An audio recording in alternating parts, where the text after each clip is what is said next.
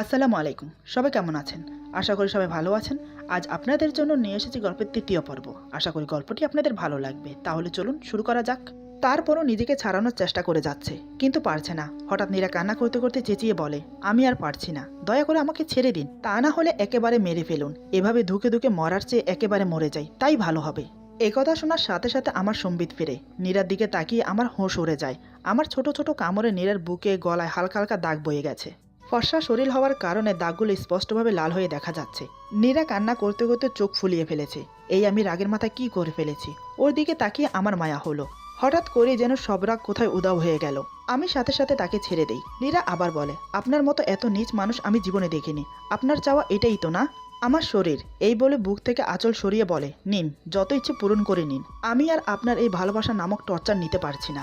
আমি নীরার কাছে গিয়ে আঁচলটা তুলে দেই। আমি বললাম, নীর পাখি, তুমি অন্তত আমাকে ভুল বোঝো না। আমি সারা জীবন তোমাকে টাচ না করে থাকতে পারবো, কিন্তু তোমাকে ছাড়া আমি একটি মুহূর্ত থাকতে পারবো না। আমি যা করছি তোমাকে ভালোবেসেই করছি। নীরা বলে, কোনটাকে ভালোবাসা বলেন আপনি? ভয় দেখিয়ে একটা মেয়েকে বিয়ে করে নেওয়া, জোর করে তাকে আটকে রেখে ভালোবাসা নামক টর্চার করা, এর নাম যদি ভালোবাসা হয়, তো এমন ভালোবাসা আমি চাই না। আমি বললাম, নীর, তুমি শুধু আমাকে ভালোবাসো, কথা দিচ্ছি, তোমাকে আঙ্গুলের টোকাও দেব না। তুমি শুধু আমার কথা মতো চলো। এখন তো বিয়ে হয়ে গেছে আমাদের, তুমি এখন আমার স্ত্রী। নীরা বলে, ও, আমি তো আপনার স্ত্রী, ভুলেই তো গিয়েছিলাম। তো আমাকে এখানে কেন লুকিয়ে রেখেছেন? নিজের বাসায় কেন নিয়ে যাননি? সবার সামনে কেন নিচ্ছেন না? আগে স্বামীর দায়িত্ব পালন করেন, তারপর স্বামীগিরি ফলাতে আসবেন। নীরার কথাগুলো শুনে আমার মাথা আবার গরম হয়ে গেল। ওকে কিছু না বলে রুমের একটা চেয়ার সজোরে মেঝেতে বাড়ি দিয়ে রুম থেকে বের হয়ে যাই। আমি রুম থেকে বের হয়ে যেতে নীরা ডুকরে কেঁদে ওঠে। নীরা কান্না করতে করতে বলে, আমার সাথে কেন এমন হলো? আমি তো এমনটা চাইনি। আজ আপনার জন্য আমার মা বাবার কাছে আমি মৃত। আমি আপনাকে কোনোদিনও ক্ষমা করব না। যেদিনই হোক আপনার কাছ থেকে আমি পালাবই। তারপর এমন ব্যবস্থা করব যাতে আপনি আমাকে নিজে থেকেই ছেড়ে দেন। আমি কখনো একটা গুন্ডাকে নিজের স্বামী হিসেবে মেনে নেব না, কখনো না। এসব বিড়বিড় করতে করতে কখন যে ঘুমিয়ে গেছে সে নিজেও জানে না। সারাদিনের ধকলে আর আমার অত্যাচারে মেয়েটা ক্লান্ত হয়ে গেছে। শোয়া মাত্রই ঘুমিয়ে পড়েছে। সারাদিনে কিচ্ছু খাইনি। আমি রুমে প্রবেশ করে দেখে নীর ঘুমিয়ে গেছে। আমি ওর কাছে গিয়ে কপালে আলতো করে চুমো দিলাম। কিছুক্ষণ ওর দিকে তাকিয়ে রইলাম। সকালে নীরার ঘুম ভাঙে অনেক দেরিতে। ঘুম থেকে উঠে তাকিয়ে দেখে আমি ওর পায়ের কাছে বসে কিছু একটা করছি। নীরা ভ্রু কুঁচকে বলে, কি করছেন আপনি? আমি বললাম, ভয় পেও না নীর পাখি, তোমার পায়ের নখগুলো খুব সুন্দর, তাই ওদেরকে একটু রাঙিয়ে দিলাম নেল পালিশ দিয়ে। দেখো, খুব সুন্দর লাগছে পা দুটো। এদিকে নীরা আমার কথা শুনে হাসবে নাকি রাগ করবে কিছুই বুঝতে পারছে না। রাতে এত কিছু হলো, আর এখন যেমন করছে যেন কিছুই হয়নি। তারপর নীরা চারিদিকে তাকিয়ে দেখলো, এটা সেই রুম না যে রুমে কাল ছিল। নীরা বলে, এটা কোন রুম? এটা তো সেই রুম না যে রুমে। নীরা কথা শেষ করার আগেই আমি বললাম, এটা তোমার শ্বশুর বাড়ি নীর পাখি। নীরা অবাক চোখে তাকিয়ে বলে, মানে? আমি বললাম, কাল যখন তুমি ঘুমিয়ে পড়েছিলে তখন তোমাকে আমি এই বাড়িতে আনি। বিয়ে করেছি তোমাকে লুকিয়ে রাখার জন্য নয়। এমন সময় তিশা এসে বলে, গুড মর্নিং গাইস, এই নাও তোমাদের চা। ভাবি, ঘুম কেমন হলো? নীরা তিশার দিকে তাকিয়ে বলে, তুমি? তিশা বলে, আমি তিশা, তোমার একমাত্র ননদ। নীরা বলে, ও। নীরা এর আগে কোনোদিনও আমার বোনকে দেখেনি, এমনি শুনেছে আমার বোন আছে। সেদিন যে সে মিথ্যে বলেছে আমি বেশ বুঝতে পেরেছিলাম, কিন্তু কিছু বলিনি। আমি বললাম, থাক, আর পাকামো করতে হবে না, যাও নিজের কাজে। বাবা কোথায়? তিশা বলে, কেন, আমি থাকলে কি কোনো সমস্যা?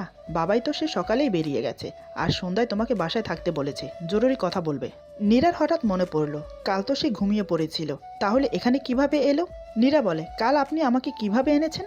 আমি কিছু বলবো তার আগেই তিশা বলে, কি করে আবার, কোলে তুলে? জানো ভাবি, কাল ভাইয়া তোমাকে কোলে করে সবার সামনে বাসায় নিয়ে আসে। আর বাবাইকে কি বলেছে জানো? নীরা বলে, কি? তিশা বলে, হিম হিম, বাবা, আমি নীরাকে বিয়ে করেছি। ওর মা বাবা কেউ আমাদের বিয়েটা মেনে নেয়নি। বাবাই বলে, মেয়েটা কি নিজের ইচ্ছে তোমাকে বিয়ে করেছে? ভাইয়া বলে, তোমার কি মনে হয় জোর করে বিয়ে করেছি? বাবাই বলে, সেটাই কি সত্যি নয়? মেয়েটাকে দেখলেই তো বোঝা যাচ্ছে ওর উপর কেমন টর্চার করেছো। ভাইয়া গম্ভীর ও রাগী গলায় বলে, অযথা কথা বলতে ভালো লাগছে না, তুমি মেনে না নিলে বলো, চলে যাচ্ছি। বাবাইও খুব গম্ভীর গলায় বলে, একদম বাড়াবাড়ি করবে না, নিজের ইচ্ছে মতো যা ইচ্ছে করছো, কি ভাবো নিজেকে? এই নিয়ে কাল কথা হবে, ওকে নিয়ে ঘরে যাও। নীরা অবাক হয়ে বলে, এত কিছু হয়ে গেল আর আমি কিচ্ছু জানলাম না? তিশা রসিকতা করে বলে, জানবে কি করে, তুমি তো ভাইয়ের কোলে স্লিপিং। এরই মধ্যে রেবিকা এসে তিশাকে উদ্দেশ্য করে বলে, কি রে, তোকে কি কাজে পাঠালাম আর তুই কি করছিস? তিশা বলে, মামনি একদম মনে নেই। রেবিকা বলে, ঠিক আছে, এখন আসো, তোমরা নাস্তা করে নাও। আমি বললাম, সেটা আপনার ভাবতে হবে না, আমরা বাইরে নাস্তা করে নেব। আমার কথা শুনে মা আর তিশার মন খারাপ করে চলে যাচ্ছিল। ঠিক তখনই নীরা বলে, আন্টি, আমার খুব খিদে লেগেছে, আর আমি একটু গোসলও করব। আমাকে আপনার একটা শাড়ি দেবেন? আমি বললাম, নীর, তোমার খিদে লেগেছে, আমাকে বলনি কেন? আমি এক্ষুনি খাবার আনিয়ে দিচ্ছি। নীরা বলে, আমি আন্টির বানানো খাবারই খাবো, আপনার খেতে ইচ্ছে হলে আসুন, না হলে বাইরের খাবার খান। এই বলে নীরা ওদের সাথে চলে যায়। আমার উত্তরের অপেক্ষা না করে নীরা ভালো করেই জানে দাঁড়িয়ে থাকলে আমি কোনো না কোনো ব্যাগরা দেব। নীরাকে নিয়ে মা ওনার রুমে যায়। মা বলে, তুমি কোন শাড়িটা পরবে মা?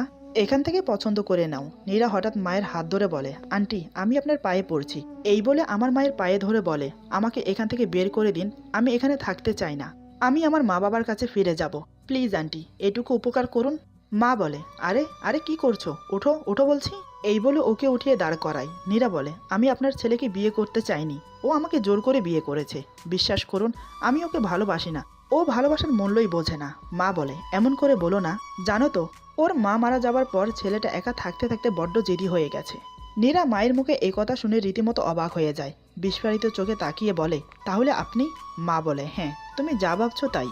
ওর মা মারা যাবার পর আমাকে ওর বাবা বিয়ে করে আনে ওকে দেখাশোনা করার জন্য। জানো, আমাকে দেখার পর আমার কোলে এসে জড়িয়ে ধরে মা মা বলে কত কান্না করেছে। আমাকে ছাড়া এক মুহূর্ত থাকতো না। আমিও যদি ওকে ছেড়ে চলে যাই সেই ভয়ে। ভালোই যাচ্ছিল আমাদের তিনজনের সংসার, কিন্তু তোমার ফুফু শাশুড়ি মিরাজের ছোট্ট মনটাকে আমার বিরুদ্ধে এমনভাবে বিষিয়ে দেয় যে আমাকে মা বলে আর ডাকে না। এই নিয়ে ওর বাবা কিছু বললে খাওয়া দাওয়া ছেড়ে দিত। ওর ফুফু বলেছে আমি নাকি ওর বাবাকে ওর কাছ থেকে কেড়ে নেব। ভেবেছিলাম ও বড় হলে ঠিক হয়ে যাবে, কিন্তু ও একটু একটু করে বড় হবার সাথে একটু একটু করে দূরে চলে গেল। এ বাড়িতে থাকে না মিরাজ, শুধুমাত্র তিশার সাথে দেখা করতে মন চাইলে মাঝে মধ্যে এ বাড়িতে আসে। কাল তোমাকে ওর কোলে দেখেই বুঝেছি ও তোমাকে পাগলের মতো ভালোবাসে। নীরার হাত ধরে আবার বলে, মারে, তুমি পারবে আমার ছেলেটাকে স্বাভাবিক করে তুলতে, আবার এ বাড়িতে আনন্দ ফিরিয়ে আনতে, আমাকে মা বলে ডাকাতে। আমার ছেলেটা খারাপ না, তুমি যতটা ভাবছো। ওকে একটু মন থেকে বোঝার চেষ্টা করো, তুমি অসুখী হবে না। নীরা হাত ছাড়িয়ে বলে, এটা কোনোদিনও সম্ভব না আন্টি, আমাকে মাফ করবেন। এই বলে নীরা একটা শাড়ি নিয়ে বাথরুমে চলে গেল। এদিকে খাবার টেবিলে বসে তিশা চেঁচিয়ে বলে, ভাই, এ ভাই, আয় না একসাথে নাস্তা করি। তারপর মামনিকে ডেকে বলে, মামনি, বাবাইকে খুব মিস করছি, নাস্তা না করেই চলে গেল। মা বলে, একা হাতে সব সামলাতে হয় আমাকে, জরুরি মিটিং আছে তাই চলে গেছে, অফিসে নাস্তা করে নেবে। নীরা ফ্রেশ হয়ে এসে বলে, আন্টি, আপনার ছেলে কোনো কাজ করে না? মা বলে, ওর বাবা তো আছেই, ওর কাজ করার দরকার কি? এই শুনে নীরা বলে, দাঁড়ান, আপনার ছেলের 12টা বাজাচ্ছি আমি। এদিকে আমি তিশার চিল্লানি শুনে বাইরে এসে দেখি নীরা ড্রয়িং রুমে বসে আমার দিকে তাকিয়ে আছে। আমি নেমে আসতে আসতে অবাক হয়ে দেখি নীরার চুল থেকে টপ টপ করে পানি পড়ছে। আমাকে অবাক হয়ে তাকিয়ে থাকতে দেখে নীরা বলে, দেখা হয়ে গেছে, আমি খাবো কি? আমি ওর দিকে তাকিয়ে থেকেই বললাম, কেন, খাবার কি কম পড়েছে? খাবার টেবিলে তো কত কিছু, এগুলো খাবে না? বাইরে থেকে আনিয়ে দেবো? তুমি তো বললে। আমার কথা পুরো শেষ হতে দেয় না, তার আগেই নীরা বলে, বিয়ে করলেই কি স্বামী হওয়া যায়? স্ত্রীর ভরণ পোষণের দায়িত্ব কে নেবে, নাকি এটাও আপনার বাবার দায়িত্বে ছেড়ে দেবেন? ক্ষমতা না থাকলে বিয়ে করেছেন কেন? নীরার কথা শুনে তিশা আর মা নীরার মুখের দিকে হাঁ করে তাকিয়ে আছে, কারণ আমার মুখের উপর এভাবে কথা বলার সাহস কারো হয়নি। আমি মেয়েটার কথা শুনে অগ্নি দৃষ্টিতে তাকাই ওর দিকে, যেভাবে তাকিয়ে আছে মনে হচ্ছে নীরাকে আস্ত গিলে খাবো। আমাকে ওভাবে দেখেই নীরার জান শুকিয়ে গেছে। তারপরে সাহস নিয়ে বলে, ঠিক আছে, আপনি চাইলে আপনার বাবার টাকাতেই খাবেন, সাথে আমিও খাবো। আর বেশি কিছু বলতে চাচ্ছি না, এখন আমার সাথে খাবেন, আসেন। আমি নীরার মুখের দিকে কিছুক্ষণ তাকিয়ে থাকি, তারপর তিশাকে বলি, খাবার রেডি কর, আমি অফিসে যাব। এই বলে হনহন করে রুমে চলে গেলাম। আমার এই কাণ্ড দেখে নীরা অবাক হয়ে যায়, সাথে তিশা এবং মাও অবাক হয়ে যায়। নীরা মনে মনে ভাবতে থাকে, আজব ব্যাপার, রাগ করলো না কেন? রেগে তো আমাকে বাসা থেকে বের করে দিবার কথা, কিন্তু না, কিছু করলো না। স্ট্রেঞ্জ। না, আমাকে অন্য কিছু ভাবতে হবে। গুন্ডা ছেলে, এমন এমন কাজ করবো তুমি ভাবতেও পারবে না। যাও না অফিসে, আমি তো এই সুযোগটাই চাই। তুমি বাসা থেকে বের হলেই এমন সময় তিশা বলে, ভাবি, তোমার পা দুটো কই, এগিয়ে দাও, সালাম করি। নীরা বলে, ধুর, কি বলছো? মা বলে, আমি তো ভাবতেই পারছি না আমাদের মিরাজ তোমার এত কথা হজম করে নিল। তিশা একগাল হেসে বলে, সবই ভাবির কামাল। এদিকে আমি রুমে এসে ঝটপট ফ্রেশ হয়ে রেডি হয়ে নিচে নেমে আসি। আমাকে আপাদমস্তক দেখে নীরা ক্রাশ খায়। নীরা অবাক হয়ে তাকিয়ে থেকেই মনে মনে ভাবে, বাহ বাহ, গুন্ডাটাকে দেখতে তো হেব্বি লাগছে। হোয়াইট টি শার্টের উপর ব্লু স্যুট, ব্লু প্যান্ট আর চোখে সানগ্লাস। ক্রাশ খাইলাম, দেখতে তো খুবই হ্যান্ডসাম লাগছে। আগে কেন এমনভাবে চলতো? সবসময় রুক্ষ চুল, গালে নাকামানো দাড়ি, কেমন অদ্ভুত লাগতো। দেখলেই মনে হয় গুন্ডা। গুন্ডা তো বটেই, সবসময় 4-5টা ছেলে নিয়ে ঘোরাফেরা করে। আচ্ছা, আমার কেন আজ ওকে এত ভালো লাগছে? কেন ওর থেকে চোখ সরাতে পারছি না? এমন সময় মনের ভেতর থেকে কেউ যেন বলে ওঠে, আরে নীরা, কি ভাবছিস তুই? গুন্ডাটা বের হলে তুই কিভাবে পালাবি সেটাই ভাব। গুন্ডাটার চিন্তা করা বাদ দে। ওর ভাবনায় ছেদ পড়লো আমার কথায়। আমি বললাম, তোমার নাস্তা করা শেষ? নীরা বলে, হ্যাঁ শেষ। আমি বললাম, ঘরে চলো, কাজ আছে। নীরা বলে, আমি যেতে পারবো না। আমি নীরার দিকে রাগি চোখে তাকালাম, তাতেই কাজ হলো। নীরা বলে, যাচ্ছি তো, চলুন। তারপর নীরা আমার পিছু পিছু রুমে আসে। রুমে আসতে আমি নীরাকে বিছানায় বসিয়ে দিলাম। নীরা বলে, আরে আরে কি করছেন আপনি? আপনি এই কাজটা করতে পারেন না। আমি বললাম, মাই ডিয়ার নীর পাখি, আমি সব করতে পারি। নীরা বলে, কাজটা কিন্তু ভালো করছেন না, আমি কিন্তু চিৎকার করব। আমি বললাম, নীর পাখি, তোমার এই মাথায় যে কি ঘুরপাক খায় আমি বুঝি না ভাবছো? নীরা বলে, কি বুঝেছেন আপনি? আমি বললাম, এই যে আমাকে ট্র্যাপে ফেলে বাসা থেকে বের করে তুমি পালাবে, তাই এখন থেকে এই ব্যবস্থা। নীরা বলে, তাই বলে আপনি আমার পায়ে শিকল পরিয়ে রাখবেন? আমি পালাবো না, সত্যি বলছি, আমাকে বিশ্বাস করুন, সত্যি বলছি। আমি বললাম, জানি তো তুমি পালাবে না নীর, আমি তোমাকে অনেক বিশ্বাস করি জানো, তাই তো তোমার পায়ে শিকল পরিয়ে দিলাম। নীরা বলে, আপনি খুব বাজে একটা লোক আপনি। আমি বললাম, নো ড্রামা, ওকে? তুমি যে ড্রামা করার মেয়ে না, আমি খুব ভালো করেই জানি। আর হ্যাঁ শোনো, এইবারে চারিদিকে সিসি ক্যামেরা ফিট করা আছে, আর তার লাইভ আমি আমার এই ট্যাবে দেখতে পাবো, সো পালানোর চেষ্টাও করো না। নীরা বলে, পৃথিবীর সবচেয়ে বাজে লোক আপনি, আমি আপনাকে খুন করব। আমি বললাম, তোমার হাতে খুন আমি সেদিনই হয়েছি যেদিন তোমাকে আমি প্রথম দেখেছি, সো আমার জন্য একদম চিন্তা করো না, আমি জলদি ফিরে আসবো। নিজের খেয়াল রেখো জান, এই বলে নীরার কপালে চুমো খেলাম। নীরা বলে, জান মাই ফুট, বাসায় এসে দেখবেন আমি নেই, পালাতে না পারলেও কিছু একটা করবই। নীরার কথা শুনে আমি অচিরেই নীরাকে বিছানার ওপর ধাক্কা মেরে ফেলে দিই। ওর চোখে চোখ রেখে নিজের ঠোঁট নীরার ঠোঁটে চেপে ধরি। ওর হাতের আঙ্গুলের ফাঁকে নিজের আঙ্গুলগুলো গলিয়ে দেই, হাতটা শক্ত করে ধরি। ওর বুকের সাথে আমার বুক মিশে গেছে, আলিঙ্গন না করেও আমরা দুজন আলিঙ্গন অবস্থায় আছি। টানা 10 মিনিট নিয়ে কিস করি ওকে। নীরা এই অনুভূতি আগেও পেয়েছে, তাই বাধা না দিয়ে চোখ বন্ধ করে ফেলে। জানে সে বাধা দিলেও কোনো লাভ হবে না, আমি আমার কাজ না করে ছাড়বো না ওকে। নীরার ঠোঁট ছেড়ে দিয়ে নীরার মুখের দিকে তাকিয়ে দেখি নীরা চোখ বন্ধ করে আছে, কিন্তু চোখ দিয়ে পানি পড়ছে নীরবে। আমি নীরার চোখে চুমো খেয়ে বললাম, নীর পাখি, এখান থেকে পালাবে তো দূরের কথা, কিছু করার চিন্তা মাথাতেও আনবে না, কারণ এখন তোমার উপর তোমারই কোনো অধিকার নেই, তোমার উপর অধিকারটা শুধুই আমার। তুমি জান আমার জানটার যেন কোনো ক্ষতি না হয়, সেটা তুমি খেয়াল রাখবে, একটা আঁচড়ও যেন না পড়ে। তা না হলে আমি যে কি করব তুমি চিন্তাও করতে পারবে না। বালিশের নিচে ফোন আছে, আমার টাকায় কেনা, বাবার টাকায় না। অন করে রাখো, আমি ফোন দেব। বোরিং লাগলে টিভি দেখো, আর কিছু লাগলে তিশাকে ডাকো। এর বিপরীত কিছু হলে কপালে দুঃখ আছে, বলে দিলাম। এই বলে আমি অফিসে চলে গেলাম। নীরা চুপটি করে বিছানায় বসে থাকে। আমি রুম থেকে বেরিয়ে গেলে নীরা বলতে শুরু করে, তোমার সাহস কি করে হয় আমার সাথে এমন করা? আমাকে কি তোমার মানুষ বলে মনে হয় না নাকি? তোমার কি ধারণা আমি তোমাকে ভয় পাই? বেয়াদব ছেলে, যখন তখন আমাকে কিস করো। এভাবে শিকড় পায়ে পরাতে পারে কেউ? খাচ্ছর ছেলে, আমাকে আটকে রাখবে? রাখো, তোমার জীবনটা আমি তেজপাতা করে না দিয়েছি তো আমার নাম নীর না। হোয়াট নীর? নীরা আমার নাম, নীরা, নীরা না। আল্লাহ, দুনিয়াতে এত ছেলে থাকতে তুমি আমার কপালে এই গুন্ডাটাকে গছিয়ে দিলে। আমার বোঝা শেষ, এই রাক্ষস সত্যি কোনো দিনও আমাকে ছাড়বে না। আল্লাহ, পথ দেখাও, কি করে আমি এই রাক্ষসটার কাছ থেকে মুক্তি পাবো। এইসব ভাবতে ভাবতে হঠাৎ ফোনের কথা মনে পড়ে। নীরা বলে, ফোনের কথা বললো না, কই ফোন? এই বলে বালিশের নিচ থেকে ফোনটা বের করে। ফোনটা বের করে বলে, বাহ, এত দামি ফোন। ফোনটা হাতে পেতে ওর মায়ের কথা মনে পড়ে যায়, তাই দেরি না করে ওর মাকে ফোন দেয়। নীরার মা ফোন রিসিভ করে বলে, হ্যালো, কে বলছেন? নীরা বলে, কেমন আছো মা? বাবা কেমন আছে? নীরার মা বলে, কোন মুখে তুই ফোন দিয়েছিস? তুই যে কাজটা করেছিস তারপরও ভাবলি কি করে আমরা ভালো আছি?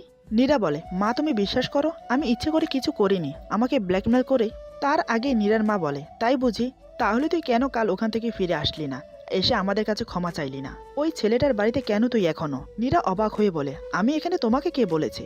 নীরার মা বলে, ওই ছেলেটাই ফোন দিয়েছিল, তুই তো তোর নিজের সুখ বেছেই নিয়েছিস, তো আমাদের কথা না ভাবলেও চলবে তোর।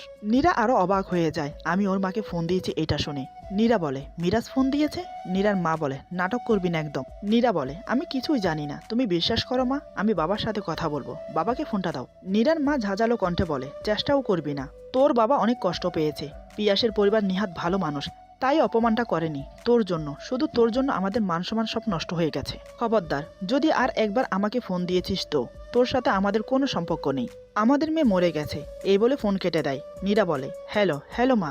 বুঝতে পারলো মা ফোন কেটে দিয়েছে। তাতেই নীরা কান্নায় ভেঙে পড়ে বলে, তোমরা আমাকে ভুল বুঝছো মা। এমন সময় আমার বোন তিশা রুমে আসে। আসলে সে বাইরে থেকে নীরার সব কথা শুনতে পায়। তিশা এসে নীরার ঘাড়ে হাত রাখে। নীরা তিশাকে দেখতে পেয়ে জড়িয়ে ধরে হাউমাউ করে কান্না করতে লাগে। এতক্ষণ পর যেন কাউকে সে পেল নিজের মনের দুঃখটা প্রকাশ করার মতো। নীরা কান্না করতে করতে বলে, তোমার ভাই আমাকে জীবন্ত মেরে ফেললো, আমার বাবা মার কাছে আজ আমি মৃত, আমি কোনো দিনও তোমার ভাইকে ক্ষমা করব না। আমার জীবনটা নষ্ট করে দিয়েছে তোমার ভাই, আমি কি করব বলো এখন? মরতেও পারবো না আমি নিজের ইচ্ছায়। তিশা বলে, শান্ত হও ভাবি, শান্ত হও, এভাবে কান্না করলে শরীর খারাপ করবে। নীরা বলে, আমি কি করে শান্ত হই বলো? তিশা বলে চলো তো ওঠো, তোমাকে এক জায়গা থেকে ঘুরিয়ে নিয়ে আসি। নীরা বলে গুন্ডাটা আমাকে আটকে রেখে গেছে, দেখছো না? তিশা বলে ওয়েট এ মিনিট। এই বলে তিশা নীরার পায়ের শিকল খুলে দিল। নীরা অবাক হয়ে বলে তুমি কি করে খুললে? আমি তখন থেকে টানাটানি করছি কিন্তু খোলেই না।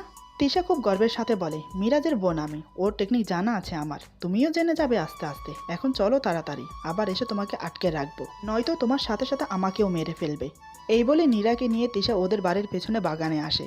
নীরা বাগানটা দেখে চক্ষু চড়কাজ, অবাক দৃষ্টিতে চারিদিকে চোখ বুলিয়ে বলে বাহ, অনেক সুন্দর তো তোমাদের বাগান, এত ফুলের গাছ। তিশা বলে সব ভাইয়ার পছন্দ। নীরা বলে এই দোলনাটাও তোমার ভাইয়া লাগিয়েছে? তিশা বলে না, এটা বড় আম্মু থাকাকালীন লাগানো হয়েছে, উনি দোলনা খুব পছন্দ করতেন তো তাই, আর এটা বড় আম্মুর কবর। নীরা বলে বড় আম্মুর কবর? তিশা বলে মিরাজ ভাইয়ের আম্মু। নীরা বলে বাড়িতে কবর দিয়েছে কেন? তিশা বলে বাবাই নাকি দিতে চায়নি, পারিবারিক কবরস্থানে দিতে চেয়েছিল, কিন্তু ভাইয়ার কান্নায় এখানেই কবর দিয়েছে। একটা কথা কি জানো, প্রায় ভাইয়া এখানে এসে আম্মুর কবরের উপর শুয়ে থাকে। নীরার যেন আরো অবাক হওয়ার বাকি ছিল, চোখ বড় বড় করে তিশার দিকে তাকিয়ে বলে কেন? তিশা বলে কি বলবো তোমাকে, দেখো ভাবি, ভাইয়ার ভালোবাসার খুব অভাব জানো। আম্মু মারা যাবার পর তাকে কেউ আর তেমন ভালোই বাসেনি বলতে পারো। আমার মাকে তো ভাইয়া দেখতেই পারে না, সবসময় খারাপ ব্যবহার করে, আমি সবই দেখি। ভাইয়ার কটু কথা আর মায়ের নীরবে কান্না, কিন্তু আমি কিছুই বলি না, কারণ ভাইয়ার কোনো দোষ নেই। জানো ভাইয়ার মনে আমার ফুফু এমন বিষ ঢুকিয়ে দিয়েছে যে বিষ আর কখনো উঠানো সম্ভব না। ভাইয়া মায়ের সাথে কথা না বললেও আমাকে খুব ভালোবাসে। নীরা বলে তোমার বাবা কিছু বলে না এই নিয়ে? তিশা বলে বাবাই যখন কিছু বলে ভাইয়াকে, তখন এখানে এসে আম্মুর কবরের উপর শুয়ে চিৎকার করে কাঁদে আর বলে আম্মু তুমি আমাকে তোমার কাছে নিয়ে যাও, আমাকে কেউ ভালোবাসে না। তখন বাসার সবাই কাঁদে ওর এই কান্না দেখে। জানো এখনো ভাইয়া এখানে এসে কাঁদে, তাই বাবাই ভাইয়াকে আর কিছু বলে না। কলেজে বাজে বন্ধুদের সাথে মিশে নিজের জীবনটা নষ্ট করেছে, কারোর কোনো কথা শোনে না, কারোর শাসন পায়নি তো তাই। ভাবি বিশ্বাস করো আমি আজ অনেক খুশি, শুধু আমি না মামুনিও। ভাইয়া তোমার কথায় আজ অফিসে গেছে আর মামুনির হাতে রান্নাও খেয়েছে। নীরা বলে তোমার ভাইকে দেখলে বোঝা যায় না এত কষ্ট মনে আটকে রেখেছে। তিশা বলে ভাবি তুমি একটা কথা রাখবে আমার? নীরা বলে বলো। তিশা বলে ভাবি আমার ভাইয়াকে ছেড়ে যেও না, ও খুব ভালোবাসে তোমাকে। নীরা বলে আমি তোমার ভাইকে ভালোবাসি না। তিশা বলে ভাবি ভালোবাসো না, বাসতে কতক্ষণ? নীরা বলে কখনো সম্ভব না। তিশা বলে আচ্ছা বাজি লাগাও। নীরা বলে বাজি। তিশা বলে আচ্ছা তাহলে বাজির আগে তোমাকে আমার কিছু কথা রাখতে হবে। নীরা বলে কি? তিশা বলে আমার ভাইকে মামুনির কাছে ফিরিয়ে দিতে হবে তোমাকে। নীরা বলে আমি কি করে? তিশা বলে সেটা আমি জানি না, তবে বাজিতে তুমি হারবে আমি 100% শিওর, কিন্তু বাই এনি চান্স জিতলে আমি নিজ দায়িত্বে ভাইয়ের কাছ থেকে মুক্তি দিয়ে দেব তোমাকে। কি রাজি? ভেবে দেখো, তুমি হাজার চেষ্টা করলেও ভাইয়ের কাছ থেকে পালাতে পারবে না। নীরা বলে তাহলে তো রাজি হতেই হবে, আমি রাজি। তিশা বলে that is like a good girl. এখন জলদি চলো, তোমার গুন্ডা আবার এসে দেখলে আমার মাথা কেটে নেবে। নীরা বলে একটা কথা তো বলাই হয়নি, বাড়ির চারিপাশে নাকি সিসি ক্যামেরা লাগানো। তিশা বলে তোমার ননদকে কি তুমি কাঁচা খেলোয়াড় ভাবো নাকি? এই দেখো বলে ট্যাব বের করে দেখায়। নীরা বলে তোমার ভাইয়ার ট্যাব তুমি কই পেলে? তিশা বলে তোমার না জানলেও চলবে, এখন জলদি চলো। নীরা বলে তুমি যাও আমি আসছি। তিশা বলে জলদি আসো, আমি গেলাম, এই বলে চলে গেল। নীরা আমার মায়ের কবরের দিকে কিছুক্ষণ তাকিয়ে থেকে দোলনায় বসে, দোল খেতে থাকে আর ভাবতে থাকে আচ্ছা আমি সত্যিই কি বাজিতে হেরে যাব? মিরাজ কি সত্যিই আমাকে? আচ্ছা উনি এত একা থাকে কেন? এতটা একা কেউ থাকতে পারে? আমি কি পারবো আন্টির সাথে ওনার মিল করাতে? আমাকে তো পারতেই হবে, আমাকে এখান থেকে বের হতেই হবে। এসবই ভাবছে নীরা, হঠাৎ কেউ নীরার গালে কষে থাপ্পড় মারলো। নীরা তাল সামালতে না পেরে হুড়মুড়িয়ে দোলনা থেকে নিচে পড়ে যায়। নীরা অস্ফুট সুরে বলে আল্লাহ গো কোন শয়তান রে? এই বলে পিছন ফিরে তাকিয়ে অবাক হয়ে বলে আপনি? নীরা তাকিয়ে দেখে আমি সে আগের লুক নিয়ে নীরার দিকে তাকিয়ে আছি। নীরা তো আমাকে দেখেই জান উড়ে গেল। আমি আচমকাই নীরাকে টেনে তুলি, তারপর নীরাকে কিছু বুঝতে না দিয়েই ওকে জড়িয়ে ধরে ঠোঁটে কিস করতে শুরু করি। আমি নীরাকে আজ ছাড়তেই চাচ্ছি না। এদিকে নীরার দম আটকে যাবার উপক্রম। নীরা সমস্ত শক্তি দিয়ে আমাকে ধাক্কা দিয়ে হাঁপাতে শুরু করে। আমি আবার নীরাকে টান দিয়ে আমার বুকে এনে নীরার ঠোঁট দুটো আবার আঁকড়ে ধরি। নীরা আর সহ করতে না পেরে আমার ঠোঁটে কামড় মেরে দেয়। আমি তাও নীরাকে ছাড়ি না। এদিকে নীরার জান বেরিয়ে যায় অবস্থা। আমি এবার নীরাকে ছেড়ে দিয়ে টানতে টানতে বাড়ির ভিতরে নিয়ে আসি। নীরাকে এভাবে টেনে আনতে দেখি তিশা আমাকে বলে ভাইয়া কি করছিস? ভাবির লাগছে তো, ছাড় বলছি, ছাড় ভাবিকে। মা বলে ওকে এভাবে টানছিস কেন বাবা, ছেড়ে দে ওকে। কিন্তু আমি কারো কথা কানেও নিলাম না। নীরাকে রুমে এনে দরজা লক করে দিই। আমি অগ্নি দৃষ্টি নিয়ে নীরার দিকে তাকিয়ে বললাম তোমার ফোন কোথায়? নীরা কিছু না বলে ভয়ে ভয়ে ফোনটা বের করে আমার হাতে দেয়। হঠাৎ আমি ফোনটা হাতে পেয়ে নীরার সাথে যা করলাম তার জন্য নীরা একটুও প্রস্তুত ছিল না। ভাবতে পারিনি আমি এমনও করতে পারি। ভাবতে পারিনি আমার অনুমতি ছাড়া ঘর থেকে বের হলে আমি এমন কিছু করব। সে যেন কল্পনায়ও ভাবতে পারেনি। এরপর যা হলো। আজকের গল্প এখানে সমাপ্ত। গল্পের বাকি অংশ পেয়ে যাবেন আগামী পর্বে। আশা করি গল্পটি আপনাদের ভালো লাগবে। সবাই ভালো থাকুন, সুস্থ থাকুন। আল্লাহ হাফেজ।